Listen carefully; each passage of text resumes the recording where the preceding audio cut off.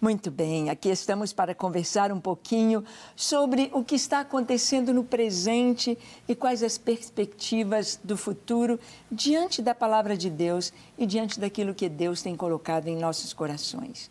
Nós sabemos que Deus caminha na história, Deus caminha de uma maneira perfeita. Deus não tem para Ele imprevistos. Deus não é pego de surpresa com nada. O que está acontecendo no Brasil, na América, em Israel, na Europa, na África, na Oceania, o que está acontecendo no mundo, o que está acontecendo na sua vida, está diante dos olhos do Senhor e Deus não perdeu o controle de nada. Deus tem todo o mundo em suas mãos, as nações em suas mãos. O que nós precisamos é estar alinhados com Ele, é estar antenados com a palavra de Deus para estarmos no momento certo, no lugar certo, fazendo a coisa certa. E dentro disso, temos a alegria de ter o Emerson conosco. Emerson, uma alegria ter você aqui, viu? Obrigado, professora. Para mim é sempre uma honra, você sabe disso. Você sabe que você é nosso filho, né? Sim, sim. Nosso filho moreninho ali na Itália. É um missionário italiano engraçado, né? Todo mundo quando fala missionário italiano pensa alto, olhos azuis, loiro. Não é bem o meu caso. Mas que bom, né, Emerson? Amém. Há quantos anos mesmo que você já está? 16 anos. 16 anos. O Emerson, o que tem sido para você esses 16 anos ali na Itália? O que você tem visto nesse tempo, desde que você chegou até hoje, na igreja, na cidade, na Europa? O que você viu acontecendo nesses 16 anos?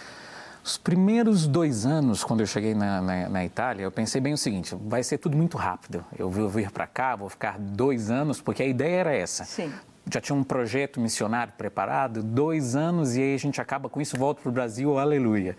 Mas o projeto que eu tinha criado, encontrei uma igreja bem diferente do que a gente tem ideia de igreja. A igreja europeia é uma igreja muito fechada, uma igreja até então muito fechada, muito difícil, pessoas que não gostam de atrapalhar os outros. O que a gente não gosta de atrapalhar os outros? Por exemplo, eles não colocavam música evangélica um pouquinho mais alto no carro para não atrapalhar quem estava do outro lado. Por exemplo, eu estou dirigindo e eu coloco a música do meu carro um pouquinho mais alta, não é claro, muito, muito alto, mas para não atrapalhar o outro, para pensar assim, você é evangélico, está ouvindo música evangélica muito alta. Eles não colocam. Deixar folhetos, evangelizar, para não atrapalhar o próximo, eles não se moviam. Nesses últimos, vamos falar dos últimos 6 anos em que a crise na Europa chegou, bem séria, Deus ele tem mudado a vida da igreja italiana. Nesses 16 anos nós vimos que a igreja não era uma igreja de oração, o processo de santidade era muito complicado na Europa, porque as pessoas viviam uma vida dupla, era dentro da igreja eu sou uma coisa e fora da igreja eu sou outra. E Deus ele começou a mudar esse esquema, ele começou a transformar mais, quanto mais as pessoas são chamadas para a santificação, mais se identificam com Jesus e as coisas mudam. E nesses 16 anos a igreja italiana tem passado por esse processo. E nesses últimos anos, nos 6 últimos anos, a crise chegou, transformando a ideia do italiano para mostrar para ele o seguinte, que se ele não depender do Senhor, ele não pode depender mais de ninguém. E aí nós temos visto isso, eu tenho visto isso nesses 16 últimos anos, nesses 6 últimos anos, a igreja abrindo as portas, primeiro para receber pessoas, porque era uma igreja muito fechada. Segundo, para conseguir falar mais de Jesus. E a coisa mais interessante é a igreja, como nós já falamos antes, oração. Sim. Era uma igreja que não orava. Eu dizia que a igreja tinha um percurso em que as pessoas criavam o próprio momento, né? Eu faço aquela oração dentro da igreja e depois acabou. Hoje nós temos visto a vida cristã, através da oração, da leitura da palavra, discipulado, transformando a vida de pessoas. Então, nos últimos 16 anos, eu tenho visto o Senhor operar de uma forma tremenda na igreja italiana. Tem sido bênção. Que coisa linda! Você foi com a proposta de ficar apenas 2 anos e Deus está te mantendo lá e você vendo essas coisas tão lindas. Exatamente. Emerson, aqui no Brasil a gente fica muito ligado à Europa, à questão dos refugiados, o que está acontecendo na Europa. Nós sabemos que a igreja tem uma dívida, Deus nos deixou com um encargo e de por todo mundo. Pregai o evangelho a toda criatura. Quem crer e for batizado será salvo, quem, porém, não crer já está condenado. Mas nós temos de ir para o mundo todo. E o mundo islâmico é muito fechado, é muito difícil. A gente está vendo eles entrando na Europa, entrando nas nações. Como tem sido na Itália? Eu queria que você falasse um pouquinho do aspecto geral, a chegada um grande número de refugiados, de muçulmanos na Europa. Como a Europa tem visto isto, o que tem sido, e também eu queria que você nos desse uma visão da igreja, o que a igreja, principalmente italiana, que é a sua realidade, como tem visto isto aí? Então, para falar disso tudo, a gente tem que começar muitos anos atrás. O que aconteceu na Itália, a Itália já é dividida entre ela mesma, entre os italianos, a Itália já é dividida. Nós temos os italianos que são do norte da Itália, aqueles que são chamados do sul, que são chamados de meridionali, são aqueles que moram mais no sul. Eles não vão de acordo, entre eles não tem acordo. Então a Itália já é dividida entre ela. Porque as pessoas que eram do sul, eles migravam para o norte à procura de trabalho. Quem morava no sul são as pessoas quem mora no sul eram as pessoas que tinham menos conhecimento, eram menos aculturados. Então, quando eles subiam para o norte, encontravam um outro estilo de vida, eles criavam alguns problemas. Tem algumas histórias muito engraçadas, muito tristes, mas algumas muito engraçadas. Algumas histórias contam que os meridionais, as pessoas que moravam no sul da Itália, iam para o norte, encontravam as banheiras dentro dos banheiros e não sabiam para que coisa servia uma banheira. E o que é que eles faziam? Enchiam de terra e plantavam tomate dentro do banheiro. Então tinha tudo isso, então já criava problema. Os tubos, os canos ficavam cheios de terra, então criava confusão. O que aconteceu? Quando chegou na época da migração das pessoas que vinham de outras nações, eles chegavam no sul da Itália. A Itália ela é bem a divisa com a África do Norte. Sim, então as pessoas chegavam nesses lugares e vinham com a cultura deles. Por exemplo, nós temos uma cidade no sul da Itália que é quase uma ilha chamada Lampedusa. Lampedusa, quando as pessoas chegam até desembarcam, eles chegam com os pequenos barcos e chegam nessa cidade. Hoje, Lampedusa praticamente não tem mais italianos, porque foi dominada pelas pessoas que chegaram. Os imigrantes, infelizmente, eles estão fugindo. Ninguém foge de casa se eles não estão bem. Então, é uma realidade muito complicada, porque eles vêm da guerra, ou eles vêm porque a fome está matando, ou eles vêm porque tem um governo que domina as pessoas. Então, quando eles saem da nação deles para chegar até na Itália, eles já trazem uma bagagem já complicada. E junto dessa bagagem, eles trazem cultura, e junto dessa cultura, eles trazem as crenças que eles têm, então a coisa já começa a complicar. E quando chegam na Itália, eles não querem ficar no sul. Eles, com certeza, vão à tendência, porque o sul, onde eles estão, quando eles chegam, é bastante pobre, eles querem ir para o norte. Chegando no norte, e devido a todos os ataques terroristas que tiveram, nós tivemos ataques da França, tivemos os ataques em Niza, em França, Alemanha. Então, isso tudo criou muito pânico entre as pessoas. É claro, sim, que tinham terroristas que, durante o período que eles saíram, que eles entraram na Itália, vieram terroristas no meio. E foi muito complicado. Isso nos primeiros 5 anos, há mais ou menos 4, 5 anos atrás, a Itália estava muito alarmada com isso. A igreja sofreu muito com isso, porque a igreja, como eu disse para vocês antes no início, a igreja era uma igreja muito fechada e Deus começou a tocar no coração dessas pessoas para se abrirem, mas não foi com muita facilidade, porque hoje, mesmo depois de 16 anos, eu sendo negro, porque eu sou considerado negro, o que acontece é que eles ainda têm uma certa resistência em me aceitar. Então, imaginem as pessoas que vêm de outras nações. E de outra crença. Exatamente. Então, quando acontece que eles chegam, você está andando no meio da rua, encontra com uma outra pessoa vestida com por exemplo, chegam lá os homens vestidos com as túnicas, né? Porque é muito normal o pessoal da África que vem, os Marrocos, eles subirem com as túnicas. E esses homens andam com túnicas num lugar que é completamente diferente. Então, o povo criou muita resistência. Hoje, as verdadeiras histórias estão vindo à tona, porque teve um programa muito interessante na Itália, feito inclusive da Igreja Católica. Isso abriu muitos olhos do povo em geral. A Igreja Católica mostrou a realidade de uma viagem de um africano que ele saiu de Uganda para chegar até na Itália. Quanto tempo ele gastou e o percurso que ele fez. Isso foi muito complicado, isso tocou muito o coração das pessoas. E isso mostrou para as pessoas que eu não estou saindo da minha casa porque eu estou bem, eu não estou vindo para a sua nação porque na minha casa está todo mundo feliz, eu estou correndo risco de vida. E graças a Deus isso começou a mudar. E como a igreja reagiu a isso? Glória a Deus, a igreja reagiu de um modo diferente. Foram criadas associações entre a Aliança das Igrejas Evangélicas Italianas.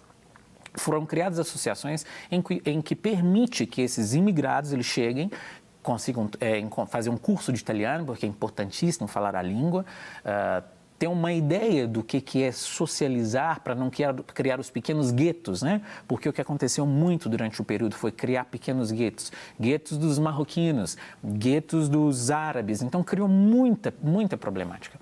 E isso hoje a igreja tem sido um pouquinho mais aberta em relação a isso. Nós temos na nossa igreja pessoas que eram ex-refugiados e Deus tem trabalhado na vida deles, tem sido muito bênção para a vida deles também. Um desses, inclusive, ele chama Sérgio. A história do Sérgio é uma coisa incrível, que no dia que ele falou assim, Senhor, eu acho que hoje vai ser meu último dia de vida, quando ele estava no barco, e o barco começou a encher de água, e o que aconteceu foi que o Sérgio, naquele momento, ele ouviu a voz do Senhor dizendo para ele assim, não temas. E isso que aconteceu foi que, naquele momento, ele falou de Jesus para um outro amigo, ele já era evangélico, e ele falou de Jesus para um muçulmano, e esse muçulmano aceitou também Jesus. Então, Sérgio e Richard estão na nossa igreja hoje. E Deus transformando. Então, a igreja tem visto isso tudo de um modo diferente. O Sérgio é de onde? Qual país? Ele é do Congo. Congo, sim. Então, tem sido muito diferente. Deus tem transformado a vida dessas pessoas. É claro que não é simples, ainda tem o fator racismo. Como eu disse antes, o italiano do norte, ele tem problemas com o italiano do sul. Então, vamos imaginar o que acontece quando chegam pessoas de outras nações. Claro que a Europa em si tiveram tantos problemas. Chegou um último barco há poucos meses cheio de refugiados, e esse barco ficou parado com essas pessoas por muito tempo a bordo desse barco, porque o governo italiano não permitiu que as pessoas desembarcassem. Então, já imaginamos o psicológico dessas pessoas, já chegaram numa nação onde ninguém as quer. Então, muita coisa tem acontecido. Mas a parte maravilhosa no meio disso tudo é que Jesus, mesmo nesses barcos, tem falado com os muçulmanos através de sonhos. A mesma coisa que tem acontecido na Síria, que tem acontecido em Israel, que tem acontecido em outros lugares, Jesus se revelando a essas pessoas através de sonhos. Então, tem sido uma bênção. É realmente um fenômeno da nossa época, não é? Nós estamos vendo aqui como que temos de ter os nossos olhos espirituais, para podermos fazer a leitura correta do que Deus está trazendo para a igreja. Oportunidades, responsabilidades e sabedoria para agir com essas situações. Nós vamos continuar a nossa conversa, mas queremos passar para você uma pequena reportagem sobre a Europa hoje, sobre essa questão dos refugiados, um pouquinho do Brasil, o que foi o Brasil neste ano 2018 e o que está nos esperando. Então, quero que você assista conosco para continuarmos a nossa conversa tão importante. Vamos lá? Assista. A fome, a pobreza e a guerra são os principais causadores do grande número de refugiados e imigrantes no mundo. Segundo a Agência da ONU para Refugiados, em 2017 o número chegou a quase 69 milhões de deslocados, sendo que a maioria deles são menores de idade. Um dos destinos mais cobiçados para os que procuram uma vida melhor e mais digna é a Europa. A crise de refugiados no continente começou em 2015, quando levas crescentes de pessoas tentavam alcançar a União Europeia, atravessando o Mar Mediterrâneo ou indo por terra, pelo Sudeste Europeu. A grande maioria dos refugiados que chegam ao continente europeu são de sírios, iraquianos e afegãos. Até agora, quase 2 milhões de refugiados chegaram na Europa desde o início da crise. No ano de 2018, o número de refugiados e imigrantes caiu drasticamente, devido a medidas de retenção de entrada, feitas pela União Europeia. A xenofobia foi outro fenômeno que se espalhou por todo o continente.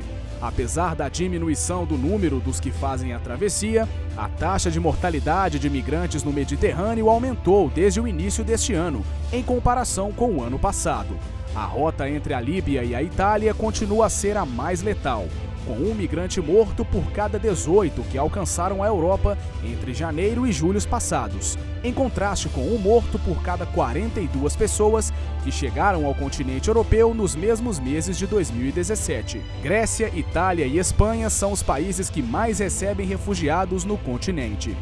Maior ainda que a crise de refugiados na Europa é a crise na Venezuela.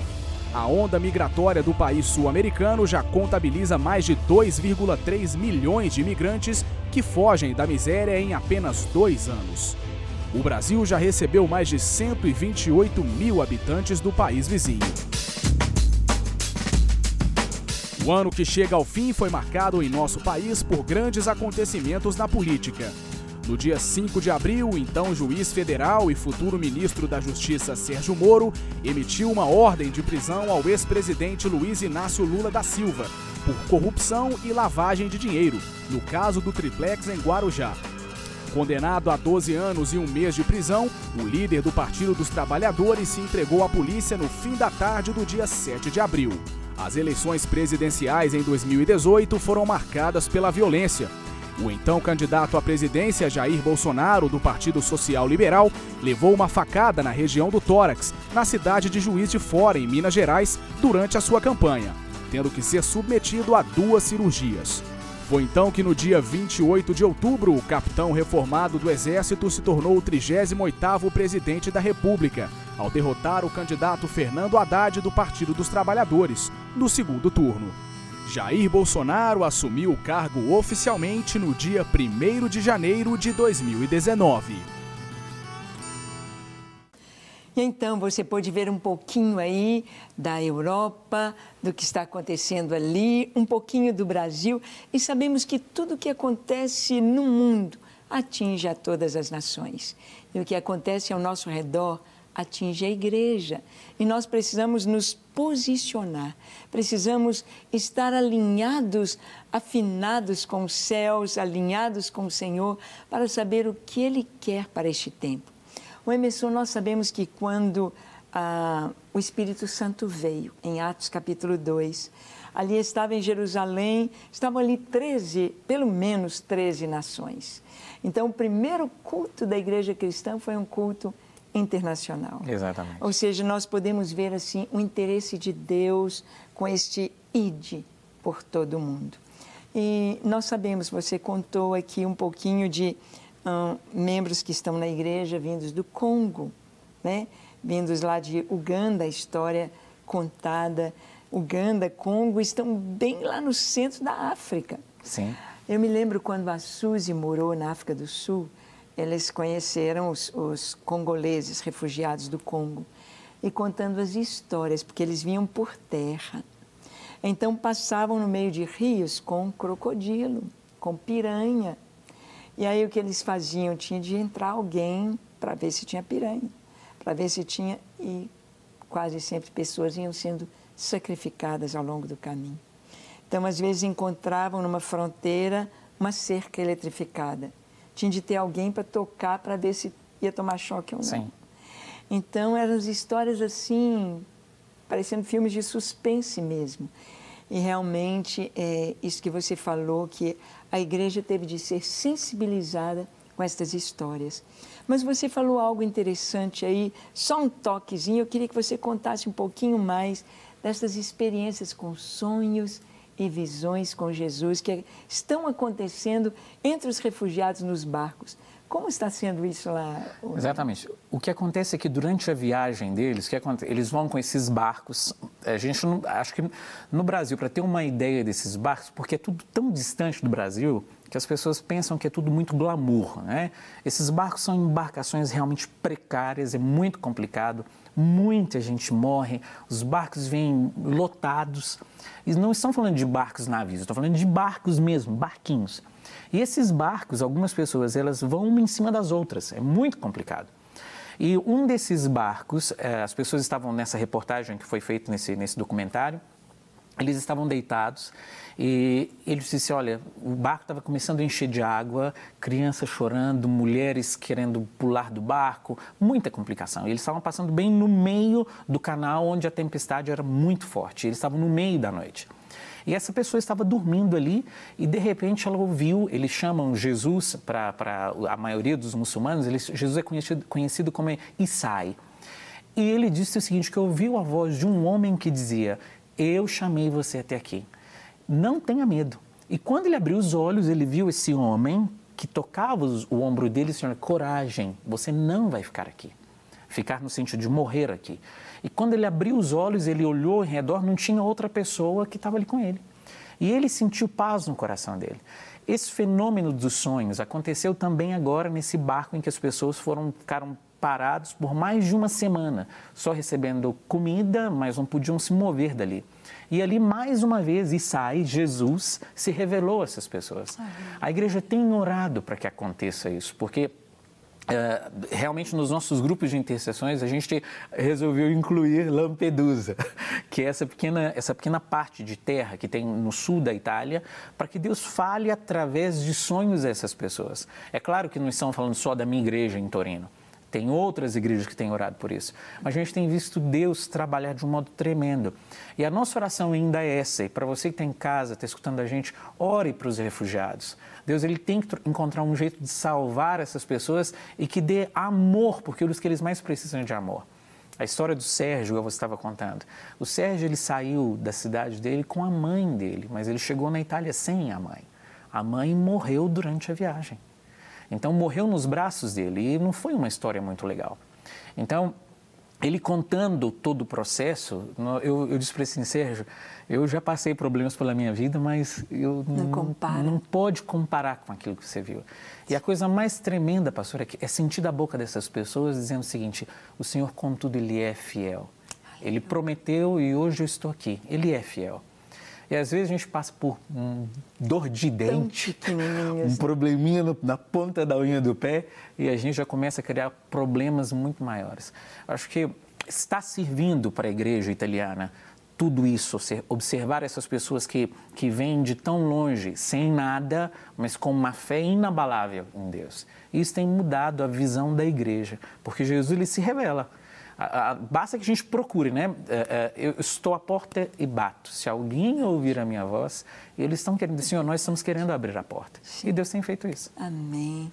E nós estamos vendo, o Emerson, nós estamos vendo aqui no Brasil as mudanças no ar para 2019. Nós cremos que vamos ter um período de bênção, um período de progresso, um período de... Porque o nome de Deus foi trazido Amém. Sobre o nosso governo. Então, foi Deus acima de todos. E Deus, sendo honrado, Ele honra. Amém. Eu honro os que me honram. E o nome do Senhor foi usado, a palavra de Deus foi levantada. E conhecereis a verdade, e a verdade vos libertará. Então, nós cremos que Deus tem sido honrado no nosso país e cremos que o Senhor vai honrar o Brasil.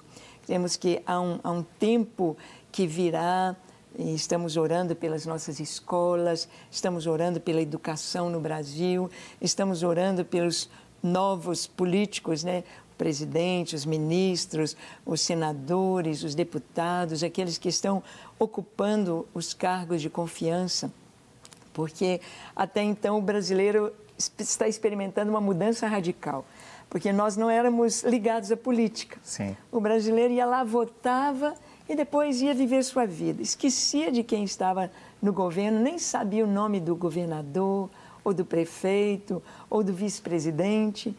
E agora houve uma mudança. Então, Amém. Os brasileiros estão acompanhando a nossa história, estão buscando acompanhar a nossa política. É um novo tempo.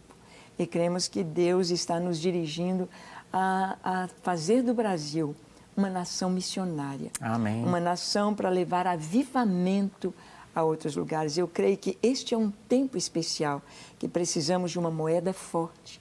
precisamos de uma economia forte para podermos fazer missões. Eu queria que você falasse um pouquinho, Emerson, da nossa praia, que é oração. Amém. Sobre a oração ali na Itália, nós temos visto ali os Gideões. Como que está a oração, principalmente lá onde você está plantado, por enquanto?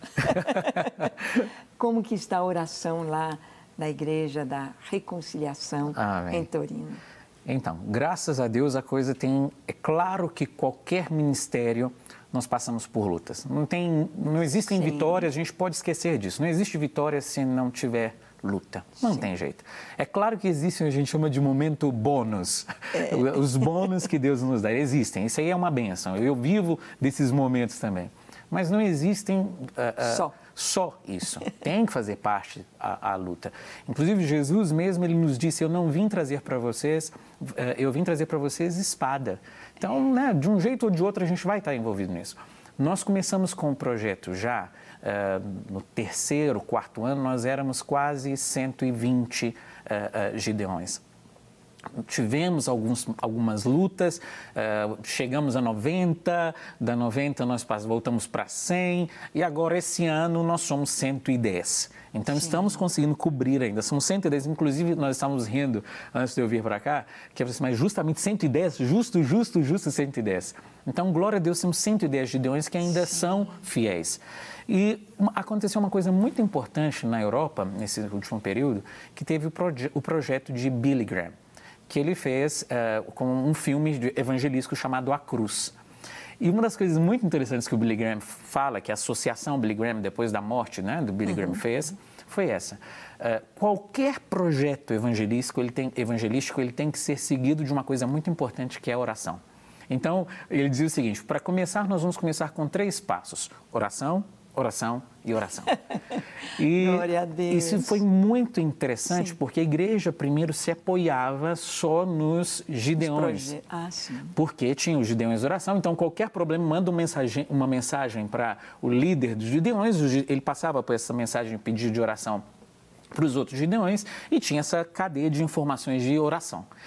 Mas com o projeto de Billy Graham, que durou mais ou menos de setembro até agora, no final de novembro, a igreja foi convocada para orar juntos. E nos nossos cultos de terça-feira, que nós temos o culto de oração, foi uma coisa muito interessante. Para nós foi uma maravilha, porque nós tivemos 400 pessoas reunidas para orar. Que lindo! E você sabe como é que é o italiano em relação a isso. Orar, o italiano gosta de ler a Bíblia, gosta de estudos bíblicos, mas não oração.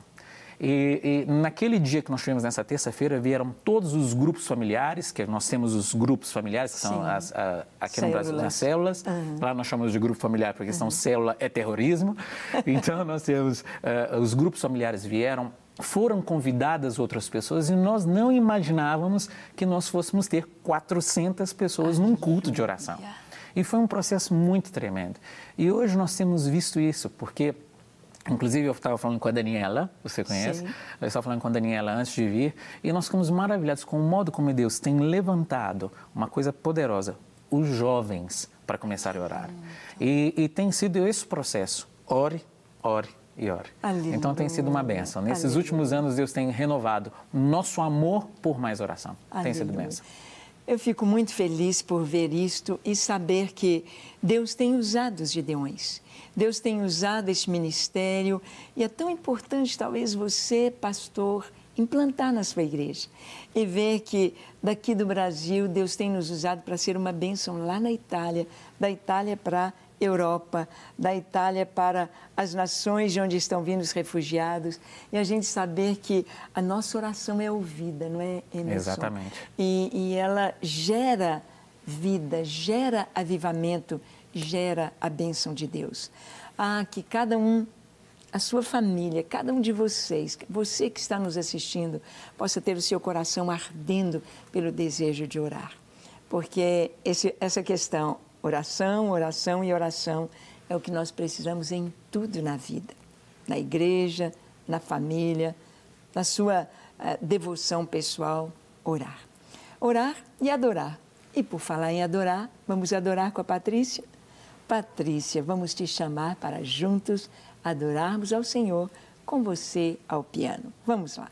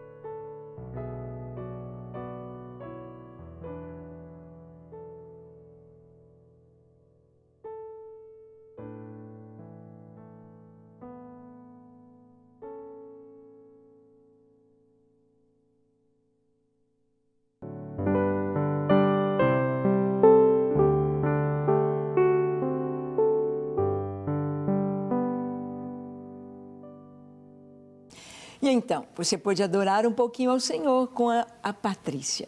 Você pode cantar, você pode dançar, você pode tocar o seu violão, você pode levantar os seus braços diante da janela no nascer do sol, no pôr do sol, a qualquer momento, em qualquer lugar. Você pode estar buscando o Senhor de todo o coração. E isto é maravilhoso. Nós podemos ter esta comunhão com Deus e saber que tudo que fazemos não fica só conosco, mas se espalha. Jesus diz que faria dentro de nós fluir rios de águas vivas. Então, fluem estes rios quando nós oramos. Amém? Emerson, que coisa boa. O que você pode trazer para nós aqui no Brasil?